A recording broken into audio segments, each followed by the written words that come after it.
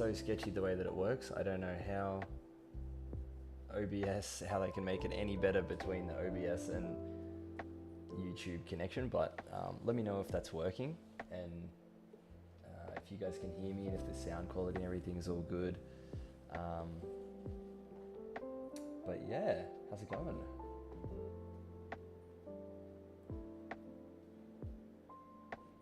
I've got the chat here. Hopefully your messages come through there, so just let me know if the audio and stuff's all good. Yeah, so I wanted to kind of break down this project earlier than I usually do. Like if I finish something, then it would take ages, and then get to it at some point, but before I know it, I'm sort of over it, and I don't know, it's not fresh in my mind about what I've done and what I want to be sort of explaining in detail. So, and the other thing was I got shitload of messages about how things are done, what is it, how did I do certain things, and I'm like, you know what, let's just do it live. Hey Rafi, what's going on, brother?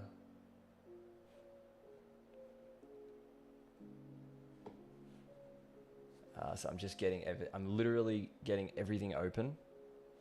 So anything anyone asks, I can just jump straight into it, whether it's in Unreal, presentation, Substance Painter, ZBrush, Maya, everything. So I've got some questions from yesterday, which is pretty cool that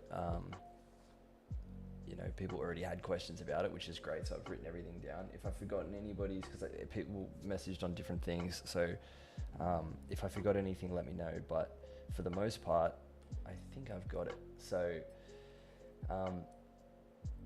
this project was with Raf Grassetti's Mentorship. It couldn't have been worse timing.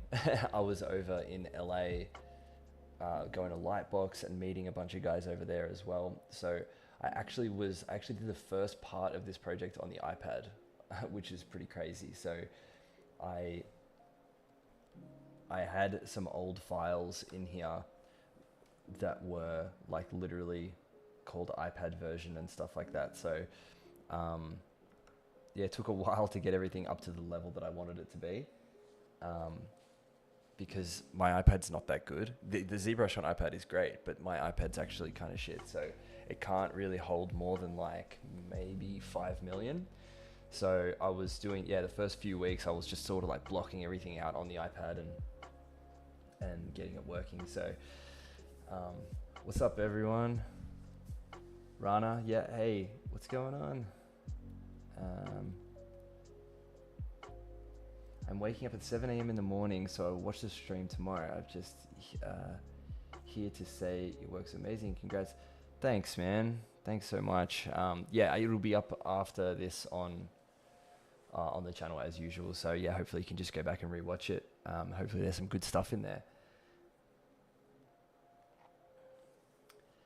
Hey man, nice to see you. Can't wait to learn more. Pierre, good to see you, man. Good. There he is. There's my boy Good Blood, Javed. Go check out his channel if you like anything to do with, ultimate breakdown, story telling, analysis work. I don't think there's anyone better on YouTube than him. So awesome dude. Got to work with him last year as well, which was really fun. So go check out his stuff. Noel, what's going on, brother? Cryptic Visionary, my man. What's going on? Cryptic Visionary does a lot of awesome like Maya hard surface stuff.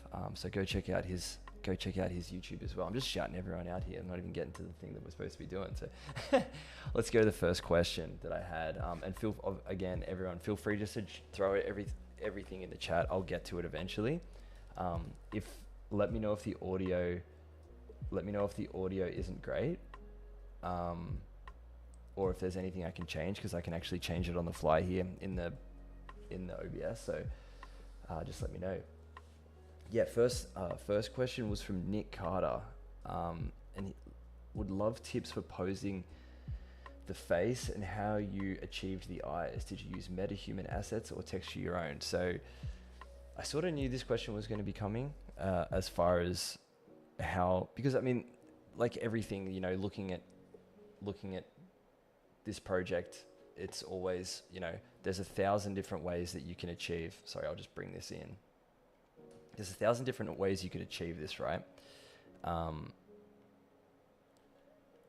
And it's more, I'm starting to learn a lot more that people just want to know other people's workflows. They don't really want to know the best way to do it. They just want to get a saturation of everyone's different workflows. So I'm excited to, you know, really explain it and kind of go through the way I do it, which I will preface is not, I don't know if that's the best way to do things. Like it's not, like everyone would say, like it's just, this is the way I like to do it. But yeah, I can just, I'll go through how, first of all, how I posed it, and then the actual eye material itself in Unreal. So as always, I model symmetrically to begin with. So everything full high poly symmetrically for when I go into Substance Painter for texturing. But when I do go into posing, it's a last minute thing. It's after I've done all the retopo, all the low poly, everything, all the UVs are set, and I just focus on the low poly adjusting and how I want it to look in the render, which in this one, like, you know, like you said, was that it's that subtle head tilt, like the body language is leaning forward. Like I wanted something really, really, really subtle. Like I just didn't want, I kind of liked the symmetry of him holding the two swords and stuff, and then I did a bit of asymmetry with the hair, and then the necklace is, you know, like they're all kind of like a little bit offsetting to make it look a little bit, break the symmetry a bit, but still symmetrical in a realistic way. But yeah, the eyes were a big part of that. So after the high poly, this is the completely symmetrical high poly, I would go into low poly and make a low poly version, and then bring the low poly into here. So after I've got the low poly, I'm pretty sure,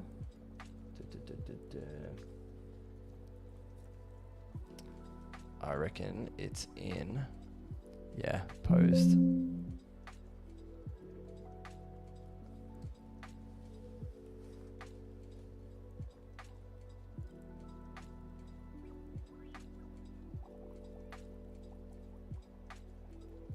Sucks you can't have multiple ZBrush screens open, because that way I could have just swapped between them all. But I'll show you the Maya pose as well, and how that looks compared to here. The beauty of posing the low poly tools as well is that you don't need to repose everything. I usually do transpose master when I'm reposing the whole thing.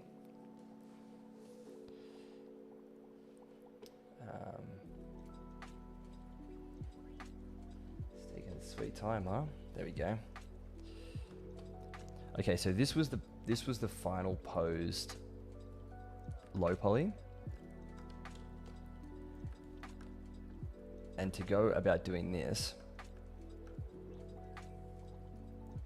go Z plugin. So all the same subtools.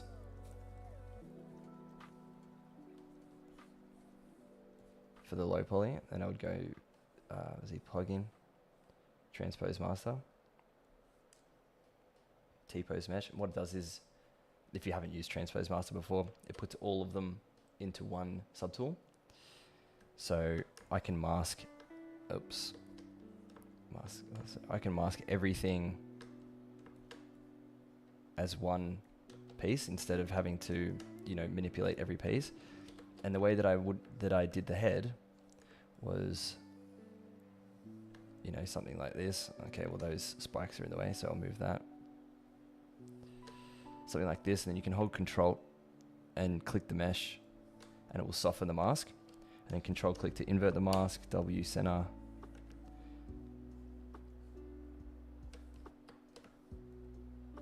So now basically I've got control over the head and all of the spikes all at once. And basically, you know, I'll just crank it up for the sake of it. But even here, I think the thing with posing in general that people get worried about is things like this, where it like wigs out. But, you know, that's the beauty of posing the low poly, is that when it's done and you can, you know, get rid of this, you can just sort of re-sculpt in, you know, like say this was the pose, right? Now it's like, okay, we can like start getting some like fat folds in there, like the way that would have, you know, the way that this would have worked as real skin, you know, something like that. But it was the same with the eyes. It was same with the lids, like using Transpose Master, where it's, you know, taking your time, moving this, like even if I wanted like a scowl like that, it would have been. So this workflow, like however you wanted to do it, I would just say the most important part is don't go into posing until you've done your low poly and your UVs. So you could almost go through the entire pipeline from start to finish and have the low poly in symmetrical, in engine, ready to go. So everything is symmetrical from end to end to end. And then at the very end go, cool, I'm ready to pose my low poly. So that way, if you want to make texture changes, you can still make them and apply them to the posed one, because they're all still the same. It's just the vertexes are in a different spot. So that's how I went about doing that. And then if you were to go back, go T-pose, sub-T, and then it shoots all your subtools back to the location that you put in there. Then you would export this and then bring it into Unreal or into Maya. And I can show you the posed Maya file of what it actually, the full body, because I think I just posed the body because I didn't really need to pose the belt or any of those pieces, so I just took what I needed and posed that. Let's bring this guy in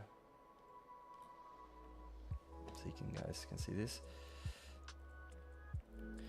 So what was, before I jump to the eyes, because I'll get there, what was funny about doing the hair and then the pose was I actually needed to learn how to deform an X-Gen groom using blend shapes, which is basically needing the same way that blend shapes usually work, but I had never done it with an X-Gen groom, and I was worried that it was going to lose from moving from mesh to mesh, that the hair joints, because this is like the way that it's attached to the scalp was like a really important part for me, and it actually worked out really well. So I think leaning into those, you know, I wish I didn't have to do this because I don't know how to do it, elements of a project, I think it's really good to lean into, because now I feel super comfortable next time when it comes to needing to pose something with stuff attached to it, like an X-Gen groom, which is extremely, if anyone's used it, you know, specific and weird about the way that it works with stuff. So we'll come back to the Maya stuff if we have to, but that was the posed file in the end. And then the eye material, I've got Unreal here, I'll bring that in. Okay, cool. So this is my Unreal scene. So you're kind of seeing, you know, a bit of the behind the scenes here as far as lighting and things like that. Now this looks pretty bad. Not pretty bad, but it just obviously doesn't look like what it looks in the renders, because I'm using deferred rendering here because it's a lot faster to move around the scene. But I actually did path tracing for this project. So let's hide some of this. Anyone that doesn't know how to hide all the stuff in game, it's just G. So this actually isn't like hiding icons, it's turning on and off game mode. So if you're using Unreal and you want to get rid of that stuff, it's just G. So this is deferred rendering. So this is basically like the ray tracing default when you open Unreal. But path tracing it's so cool that it's just in Unreal as a button that you can turn on and off. It's basically the same thing as turning on and off, you know, hitting render in Arnold or hitting render in V-Ray or something like that. So it's insane that it's in here, and then it can be like, I can jump out of this camera and move around. This is ultimately Marmoset now, like the same workflow that we're looking at here. You know, it's got like that sort of graininess, like, yeah, I'm thinking about it, trying to get the best look. Same as Marmoset. So the beauty of Unreal is you just turn that off, which you can do in Marmoset as well, but yeah, it's just mad that you can do it in Unreal, because I feel way more comfortable in UE than I do in Marmoset. So it's good that, you know, they threw this in a couple of years ago, because it's awesome. And the fact that you can just go straight into game mode if you wanted to have a game ready asset as well, like working with the LODs and stuff like that. Like it's all in engine, which is awesome. So the eyes, sorry, I get sidetracked, I get too excited. The eyes are the metahuman model. So they're the model from the metahuman, and then the material is the actual metahuman material. But a couple little nifty tricks about like posing the eyes, because I know that's probably what you were asking. Like that was, you know, more or less the question, how do you pose the eyes? Because a lot of people would put the eye mesh in here. They would put it in to the low poly, and you export it all as one mesh. So to be able to have like a level of flexibility in the render engine with posing the eyes, like if you've got the body posed, you want to sort of have that control in engine to be able to pose the eyes as well, I think. Now, this isn't like the best game engine workflow. Like this is not how you would do that. Like everything else is pretty close. Like the mesh is the density is pretty high and stuff like that. For the most part, it's pretty much the same. But if you wanted complete flexibility over just posing a character in Unreal, I'll show you how I did it, because I think this is actually a pretty nifty trick. So our mesh that we import from Maya is all one mesh, except for the hair, the eyes, the grooms, the swords, all that kind of stuff. If you look over here to the right, what I do is I actually put it in. So my full character is here.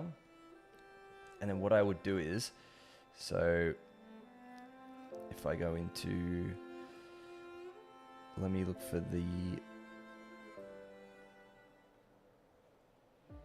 eye mesh here. So this is actually my eye mesh. When I've got full character pose selected, I want to add the eye into the full character pose. So with it selected here in the content browser, you can click add, and then it actually recognizes, hey, you want to add a static mesh, and then in brackets, I can see that you've got the eye selected. Do you want to add that in? And then you would click yes. And then what that does is it brings in a child mesh, like slot of your static mesh. So when I move him as a whole, so I do that with everything. I do it with the hair, the eyes, everything. So when I select him as a whole, sorry, I'm on the small screen here.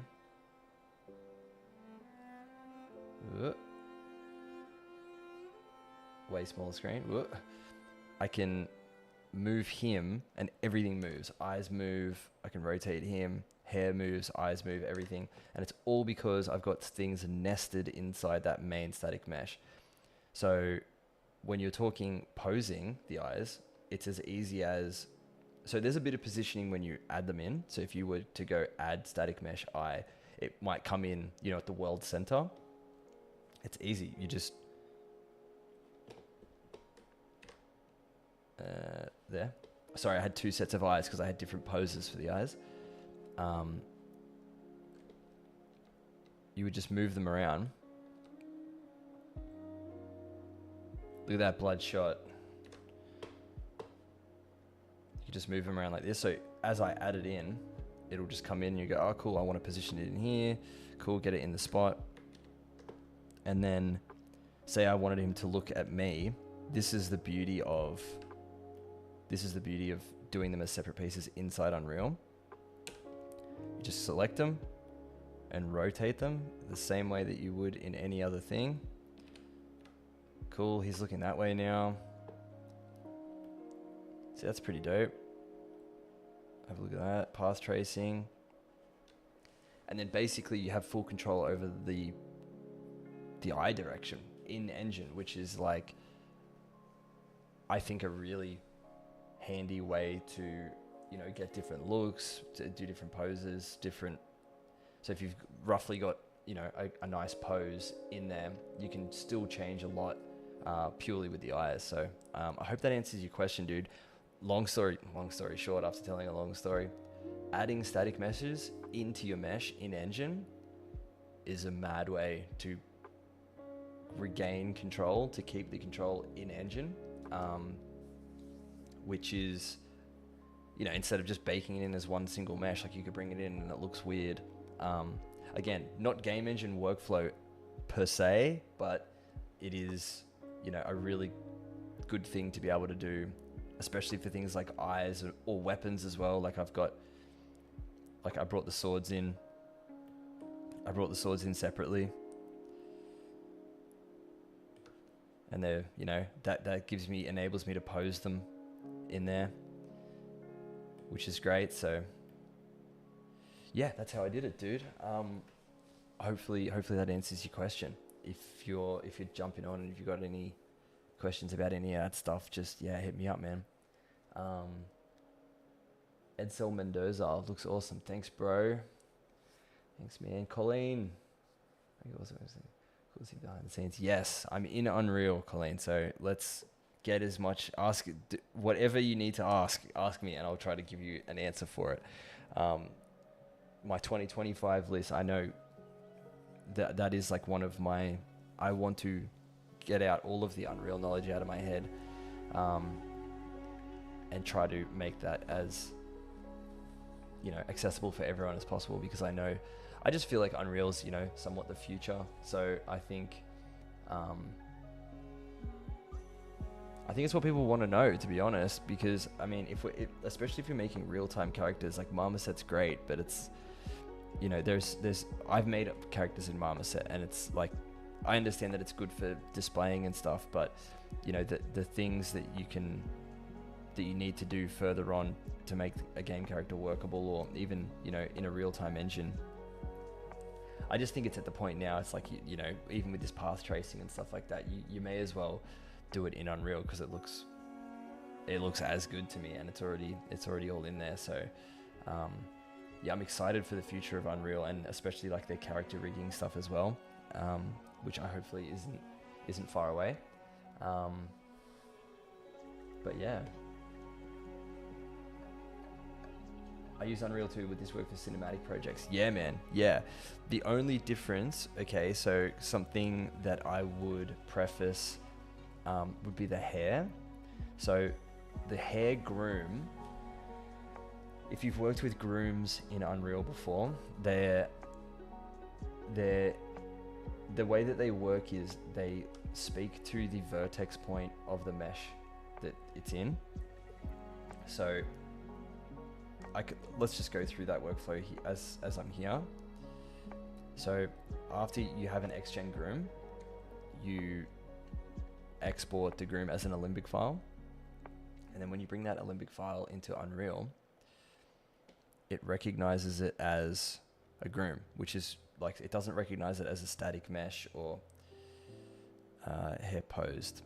So it actually recognizes it as, so it has all this information in hair width, hair root scale, so it's a completely unique asset in that way. Having said that, it needs to know where its scalp is. It needs to know, okay, where are the ends of my hairs attached to my head? Because right now, I have no physics on this hair. I've literally just imported it and then plonked it in place where it is in world space and then hit render. If I was to do it properly, I would go into groom. So annoying with this small screen. Let's see if we can make this smaller. Tiny.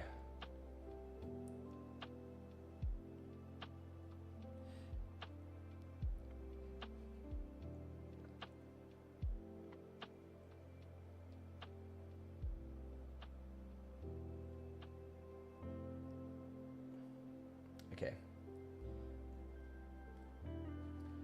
So in the groom, you'd have a groom asset, which is our hair, and then you would have a binding asset.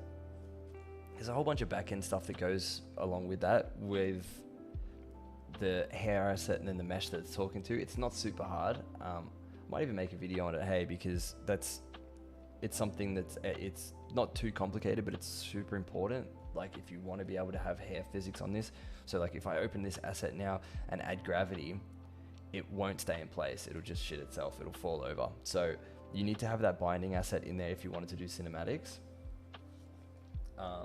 Yeah, that's exactly right. Rana, good call there. So you can even see, hold up. Rana's just said that it comes in mirrored. So the scale in the X is in -1. So if I actually put that back to regular, well, I mean, yeah. Oh, it's locked. Sorry, unlock that. So if I put that back to regular, that's how it comes in, which is, they have plugins for it if you wanted to export, but you know, it's just always easy to remember. It's flipped in the X, so just do a -1 on that and do that. So I don't really mess with all the plugins and stuff like that, just because I know that it's 100% just negative in the X, so super easy. But yeah, so if you wanted to do it in a cinematic, dude, I would go through the groom binding workflow, just so if you do want to have him, it's like, say he was like running or like walking or something like that, you want to have that hair moving, which again isn't that hard once it's all set up. Like it's more about getting that set up, and then having the physics in the engine is pretty much, you know, the most important thing.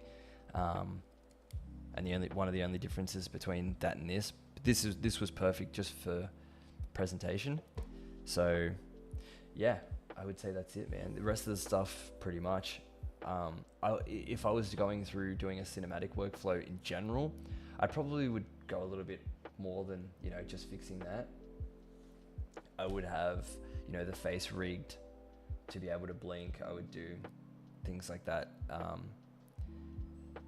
and probably be a bit funky with the eyes, the way that I have them, you know, grouped so that I could keyframe them so that they can move around and stuff. But yeah, for the most part, there's a few things I would change if you were doing cinematics. But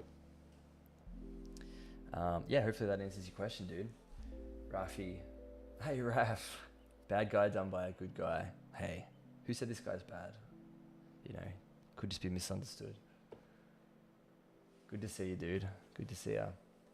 Hafez Yolandi. So you guys probably know Hafez. He does like all the awesome, like crazy hard surface stuff. I should probably drop his thing in there. He said that he might jump in. So if not, I'll drop his handle in later. Happy New Year, brother. Happy New Year. So the skin of the body really caught my attention. Did you make the texture from scratch, or is it metahuman? So skin was a tough one on this, because it wasn't one continuous scan. Like I didn't buy the scan and I edited it. It was a mishmash of different things, is the short answer. I can go through the Substance Painter file. I'll just get that up.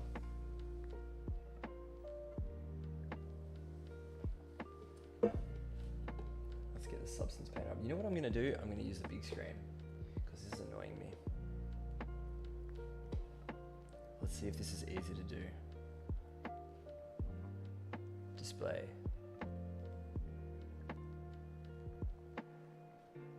Okay.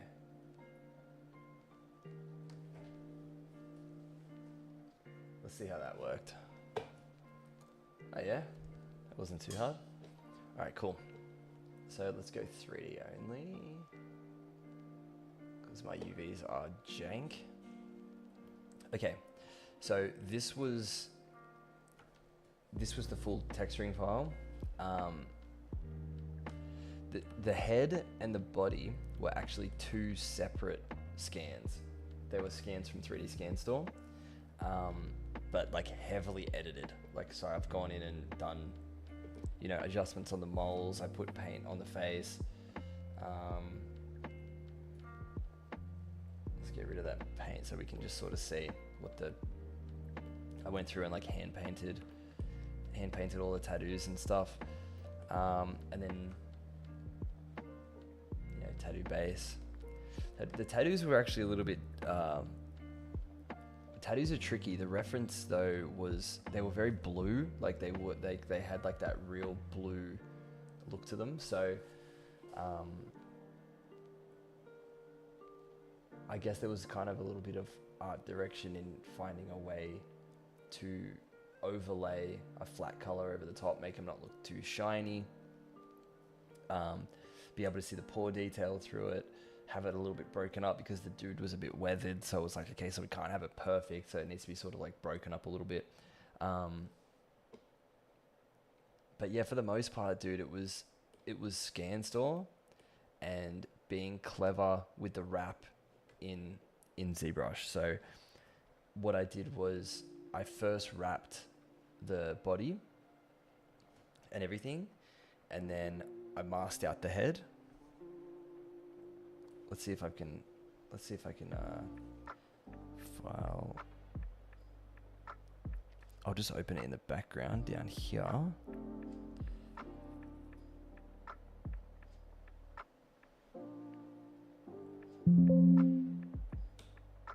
And I'll see if I can show the wrapping process, because I use Z-Wrap to wrap the scans. If anyone's not familiar with Z-Wrap, I'll show you how to do it quickly.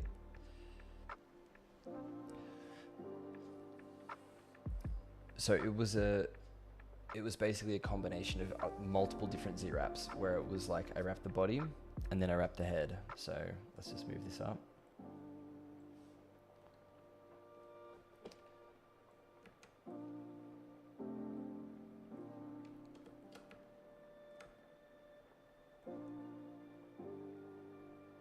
Let's head. Okay, got the head here. Damn. All right. There you go. There was the original boy. That was the original head scan from 3D Scan Store. Crazy, right? I think I moved this stuff. I think I moved this wrinkles a bit because I needed it to line. I wanted it to sort of be accentuated for the horns, because I wanted the horns to touch. You could probably see the way that they're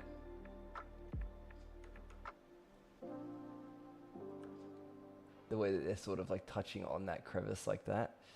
So yeah, the way that I would do it is I would wrap the head, project the details of the head, morph brush it, morph out the edge here, and then project the details of the body, morph brush that, and then blend the colors. Actually in here in ZBrush, I did it with poly paint.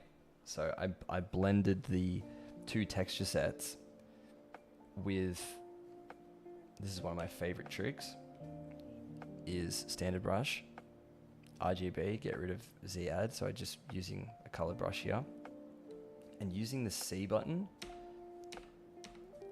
you can color pick the colors that you want.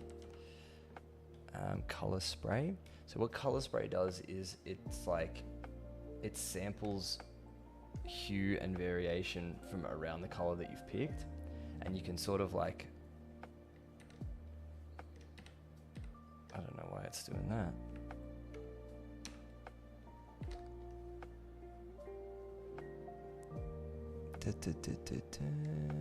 MRGB. Or is it spray? Either way, I'm not sure, because I'm not sure if even this is the right file, but the way that I would do it is, yeah, basically color in between.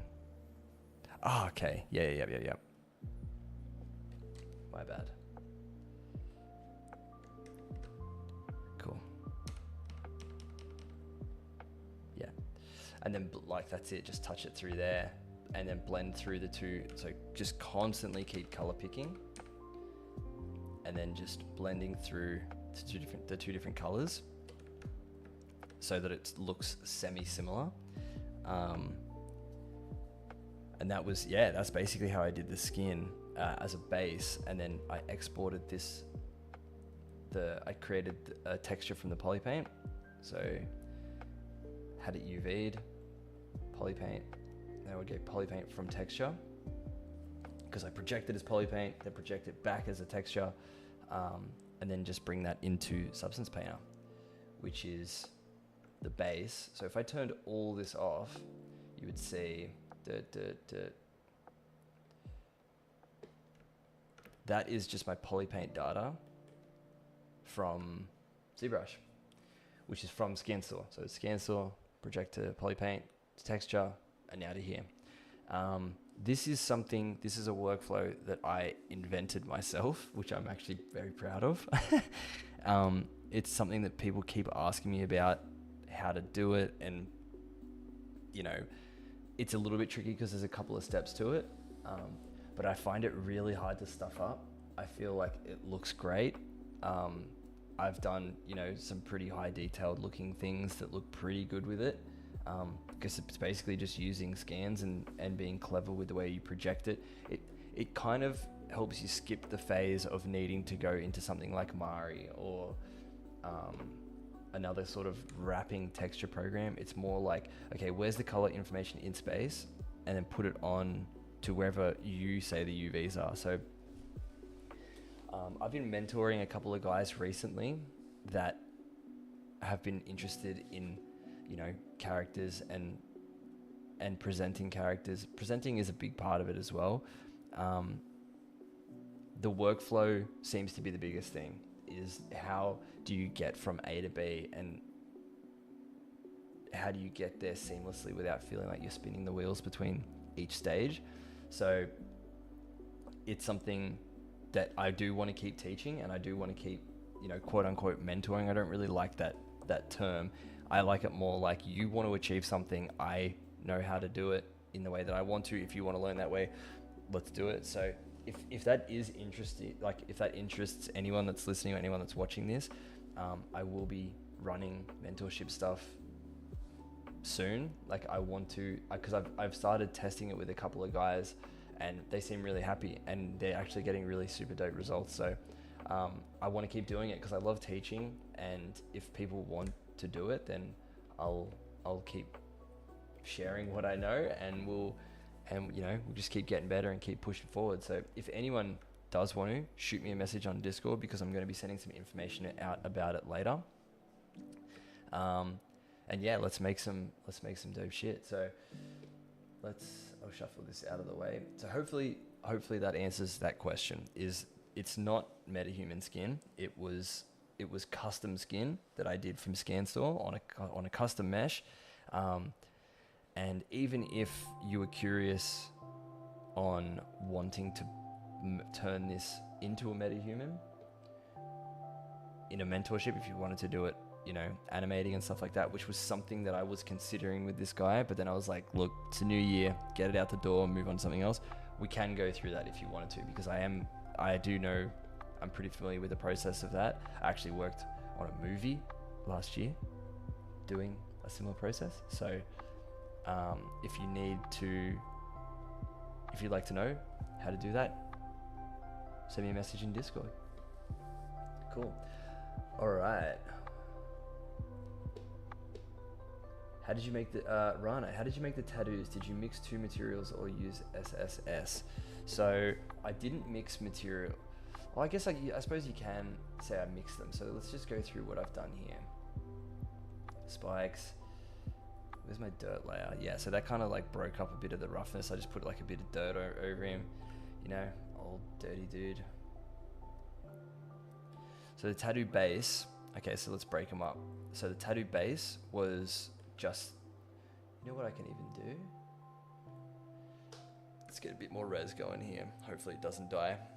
I keep the texture sets really low when I'm streaming and got basically every file open at once. I do have a good graphics card and a good computer, but sometimes it can only take so much.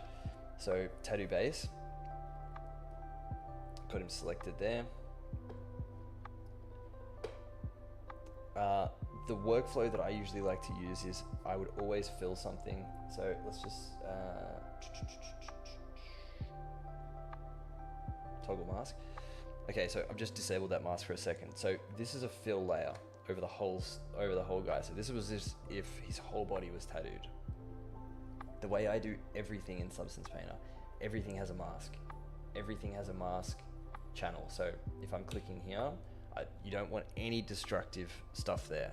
What you want is to do everything inside a mask layer. This way it's completely non-destructive. And let's have a look here. Let's just turn everything else off so we can see. So this is our tattoo mask. For the most part, I hand painted it. So I painted it with this layer here and painted through just the white information of where I wanted it. Let's go back to regular. Turn this stuff back on. And then broke it up with the clouds. So that would be sort of like where this, like these little bits of, you know, breakup are. And then a blur. So the blur is, I mean, on old sort of faded tattoos, you can see they don't usually have a crisp edge. So if I turn that off, like that would have looked pretty weird. See how it's like, you know, like crispy edge. Like that's just, yeah. That's not, that's just not how tattoos look, especially older aging ones. So I just put a blur on top. Now, very important part of this. So let's turn both of these off first. So the paint layer is your normal bottom layer. So when in Substance Painter, it's always bottom to top. So always work with masks, always work bottom to top. So these two wouldn't exist yet. I would just start with the paint. So I've got my paintbrush here. I've got my white. So say I wanted to just keep adding paint, adding tattoo. It's like, okay, I'll just add some tattoo in there. I've got a soft brush here, which again, wouldn't use. I would be using hard. So hard brush, so that was like so that was, yeah, sort of my process for doing that. So I put the paint on as a normal layer and it's like, cool. So now I want to break it up a little bit. So I'm going to stack clouds on top, but you want to multiply. So the same way in Photoshop that it works with, you know, screening and multiplying and adding, you want to be able to pass that black and white information over the top so it sort of blends through the three. I could have done multiply on blur, but I think I usually just toggle through a lot of the blending effects to see what looks best. And this one looked really, really good. I think it looked a lot like an old tattoo. So especially from the reference, because it was like super blue. So it was a little bit different, but yeah, it was fun. And then the tattoo trim again. Mask, paint and blur. And I actually did a little bit of height information on this one as well. So if you go down to here, like super little bit of height. So when we can see, it's good that I've got all this stuff. It's good that I've got all this stuff open because I can show you. You can see, okay, maybe working in path tracing is not the best thing for that. You can see it's got like a bit of risen. See, it's like risen. Like it's like welted almost, like.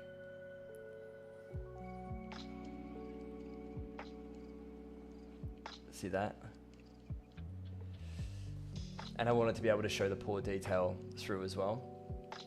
I actually did microtile texturing for that inside engine here.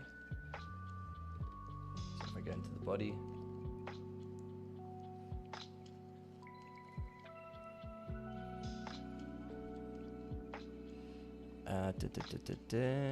Micro detail.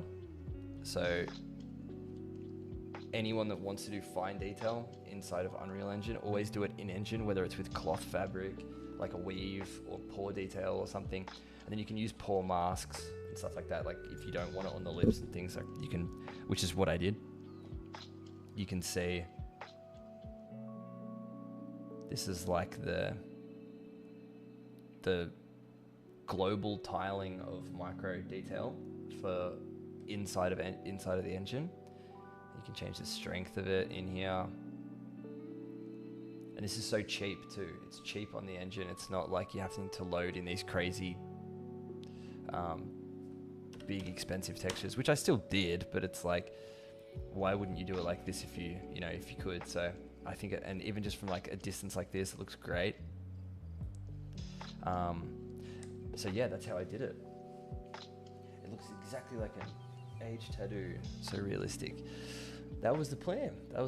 So yeah, hopefully that is something, that can help you with your workflow when you're doing tattoo stuff. I'm definitely not a pro at tattoos. I'll even say I was even a little bit worried about this, which is sort of why I picked this project. I was like, I always see people do tattoos and they look either insanely good or really shit. So it's like, okay, let's try to lean more towards the other direction. Do you use a drawing tablet in your setup, like a Wacom or something? Yeah, dude, I actually have.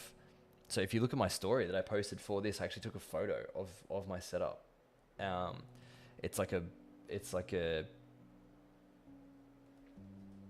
Cintiq. I use a Huey on, and they're okay. It's sort of like a budget Cintiq.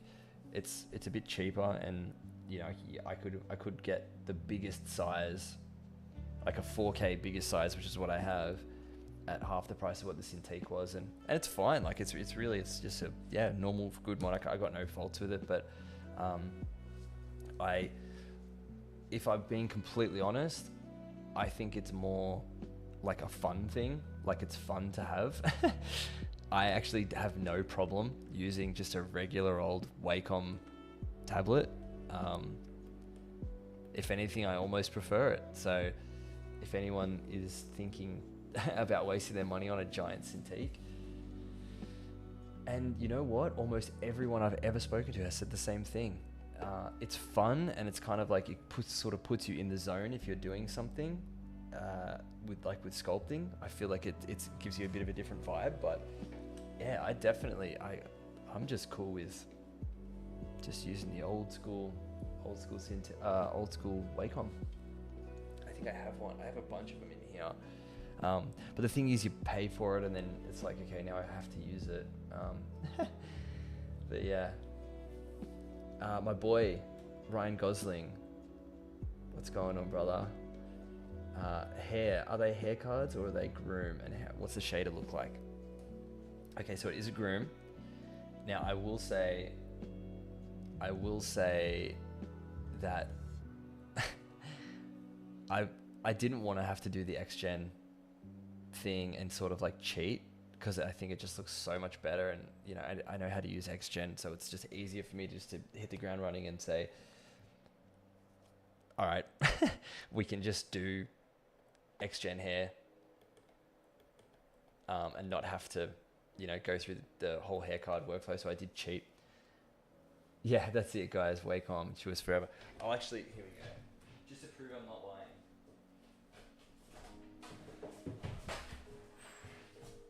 Here you go. Crappy, dirty, old school thing. I prefer this. And I bought that years and years ago. So, dude, do you know what's funny? Non-white is back for vengeance, phase 3. I was halfway, probably 75-80% of the way through this project. I've never played Wukong, Black Myth Wukong. I think it's an amazing game. I just haven't had time to play any games. Like, I love the look of it. I love the art style. I never knew that this dude was a dude. Like, I never knew he was an actual character. And then someone goes, man, non-white. And I was like, what's he talking about? Non-white. And I Googled it and I was like, that would have been really helpful to know. But yeah, hopefully I did him justice, you know. Sorry, back to the XGen. Yeah, so I did XGen hair. Standard sort of XGen workflow. I can't really, go through it here. It's going to take forever. But yeah, XGen, convert them to interactive groom, export them as a Limbic file. There's a million videos on how to do that. It's not the craziest thing in the world. You could probably learn it in Arvo. Like the workflow, you won't be great at it, but you could learn generally how to do it. Thanks, bro. Thanks, dude. Yeah, so then I exported it as an Alembic, brought it in. So what my intention was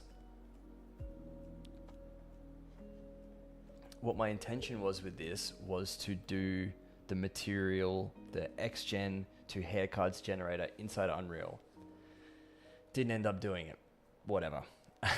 I would have done it. I still am interested in learning that workflow, but for the most part, yes, it is a groom, and the material looks like this. So groom, haircut material.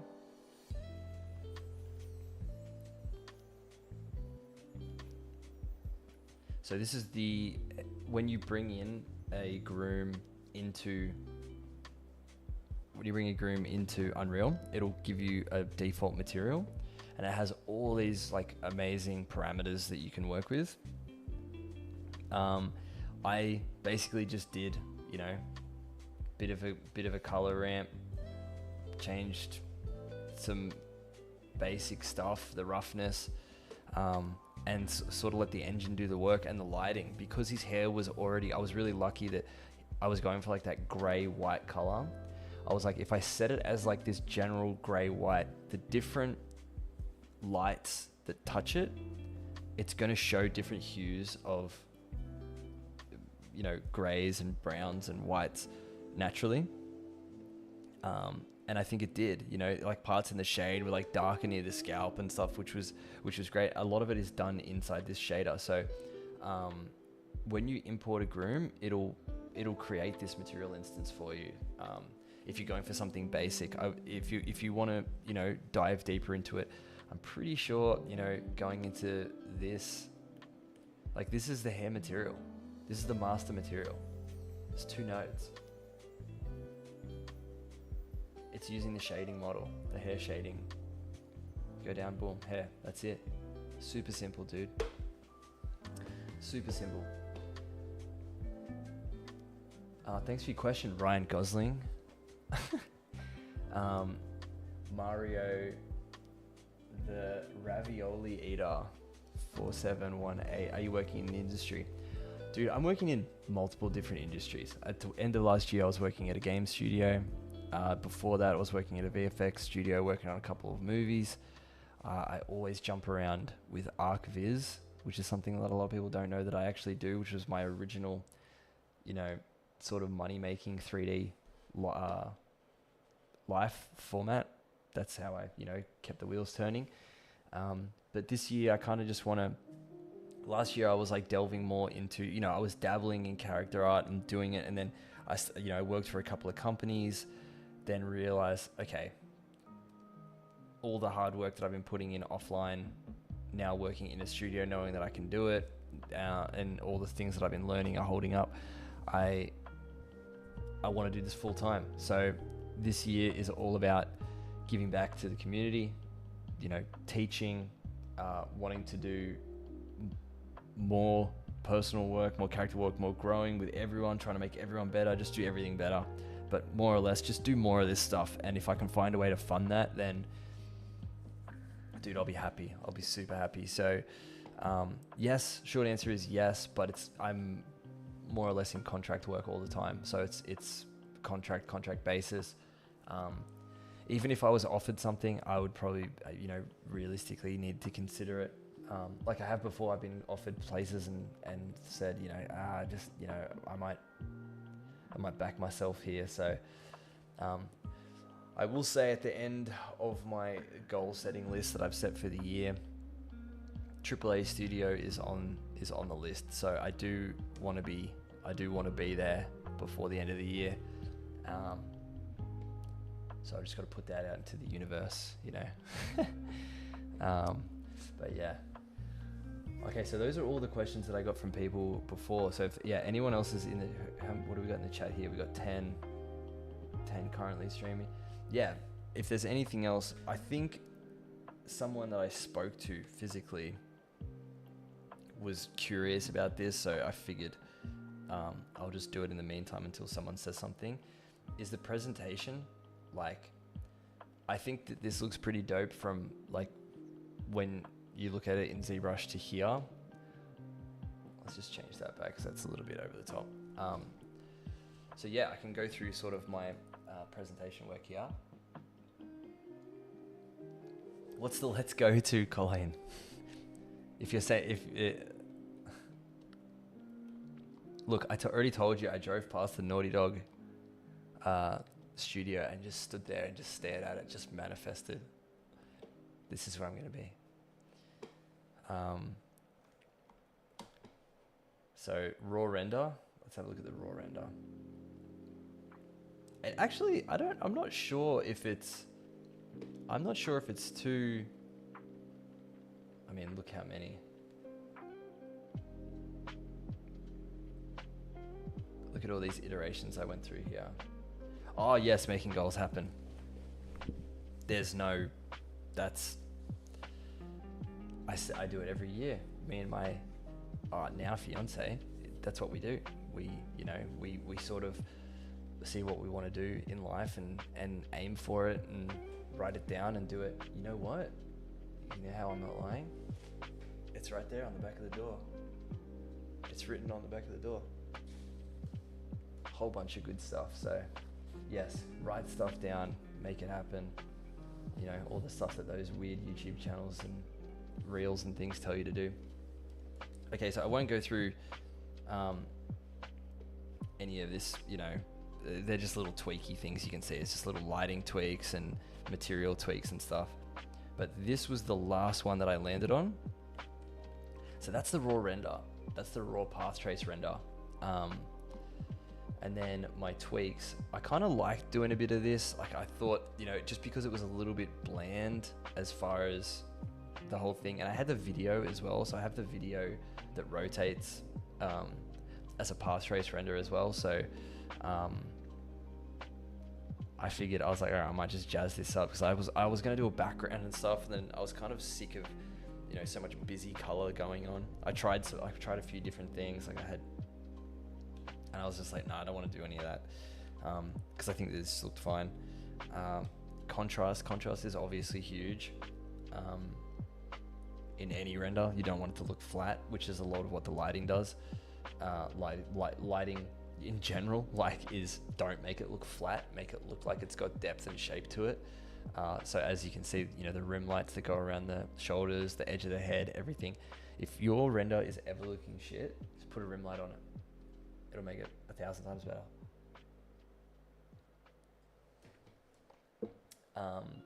Yeah, a bit of contrast. Changed the hue a bit. It was looking a little bit pink, and so I wanted to, you know, have some warmer tones in there. So just a bit of hue, a little bit of saturation. Exposure was obviously huge, makes it pop way more. A bit of gradient on the bottom, hide some of the areas that don't matter. And then the eyes. So the eyes were a big part of it because I wanted them to be like a big focus. So what I usually do, I do this with every character, is I'll have a folder, I'll mask it out, just the areas that I want to have as being adjusted. And yeah, let's go through this one by one. So the exposure, first of all, you can just see like instantly, I don't know, to me, it's like, I'm way more interested in looking at this already. Vibrance, you know, knock a bit of the saturation out, but I still want there to be like some punchy contrast in there.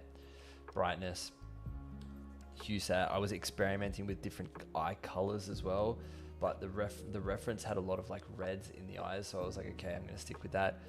And then mine already had like these glints, which are big, but at this distance they kind of don't hold up. So what I like to do is I like to just bump them up just a little bit more, so that when you're at this distance, or at like, you know, a viewing distance, you get like that really dope like little highlight on the eyes, which, yeah, to me is like the intrigue. Like it's all the intrigue there. Like it just says so much more. It shows so much more depth in the character's face. So yeah, that's basically all the post. But like the presentation in general, I feel like a lot of people, how much you can elevate like an average render to looking, you know, sick, is doing these steps, like these little tweaks. There were so many times where I was looking at this and thinking, okay, like this is too dark, or this doesn't look like it's too shiny, or like all of it can be fixed in post. Like that's like a funny thing that people say in the industry, in studio. Like literally the amount of times I'd hear, just fix it in post, just fix it in post. Like it applies here as well. Just everything doesn't need to be completely perfectly crisp out of a render. Like just do it enough so that you can go, yep, I can work with that. I feel comfortable being able to fix that.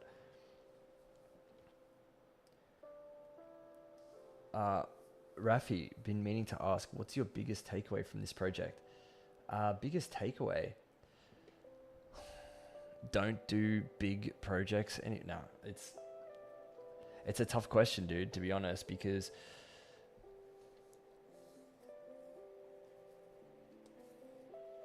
okay, I was talking to Jay Hill, about this when I was in the middle of it, and he said to me, like, people don't like ugly characters, and I was kind of disheartened like about it, because I was like, okay, I can't change that because I'm like 80% of the way through this, you know, massive project during a mentorship. How do I, you know, he was saying things like you should put a mask on him and stuff, and I was like,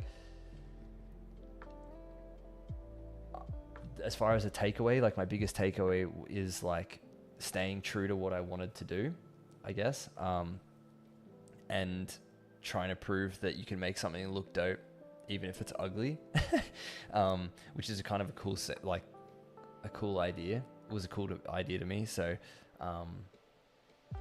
yeah, I guess that was it, you know, is just have a vision and sort of stick to it and not let outside things affect it.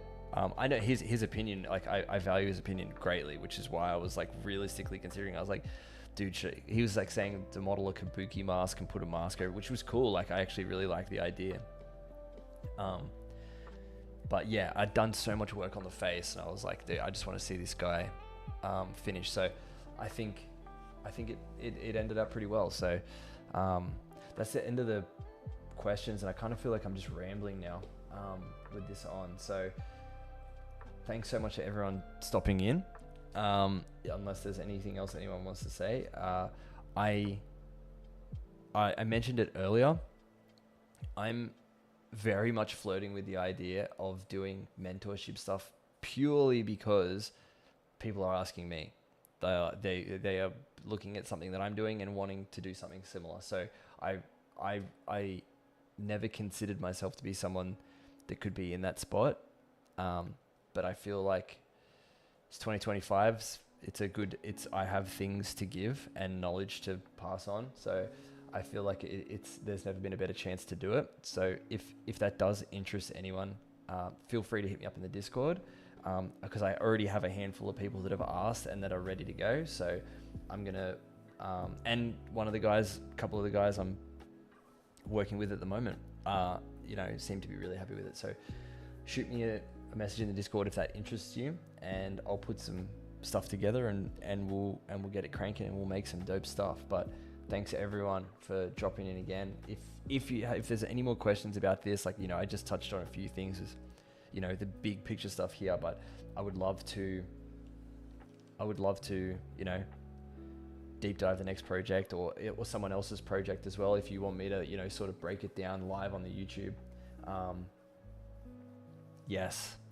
Thank you, Colleen. That's all I need. I just need the support from the people that know what they're talking about. I love it. But yeah, so always hit me up. Thanks everyone for watching.